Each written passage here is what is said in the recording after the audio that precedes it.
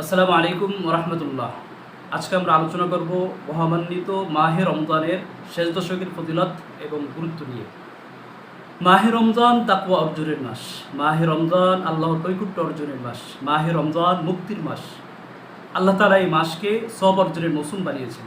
পক্ষান্তরে গুনাহ করার ক্ষেত্রগুলো, গুনাহ করার মাধ্যমগুলো সংকুচিত করে দিয়েছেন।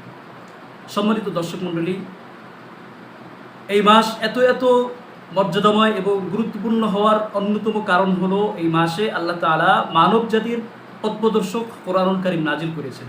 এই মাসের এক রজনীতে, বেজর রজনীতে, কদরের রজনীতে আল্লাহ তাআলা কোরআন মাজিদ নাজিল করেছেন। তবে এই রজনীকে আল্লাহ তাআলা বান্দাদের মাঝে আমলের প্রতিযোগিতা অব্যাহত রাখাসহ বিভিন্ন হিকমতে গোপন রেখেছেন।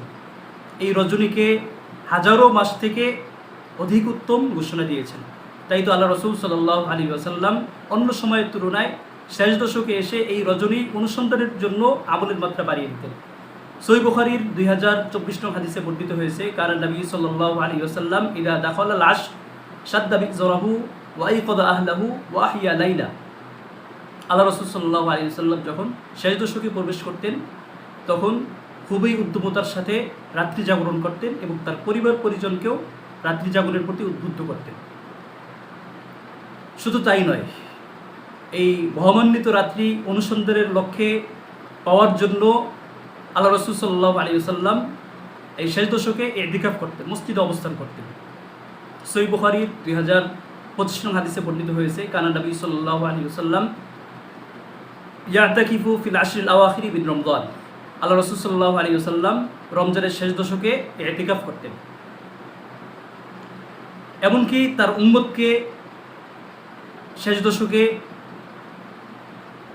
লাইলাতুল কদর অনুসন্ধানের জন্য আদেশ দিয়ে বলেছেন। সহিহ বুখারীর 2017 নং হাদিসে ইরশাদ হয়েছে, তাহাররাউ লাইলাতুল কদরি ফিল আশরিল আওয়াখিরি মিন রমজান। তোমরা রমজানের শেষ দশকে লাইলাতুল কদর অনুসন্ধান করো। তাই আসুন আমরা এই শেষ দশকে আমলের মাত্রা বাড়িয়ে দেই।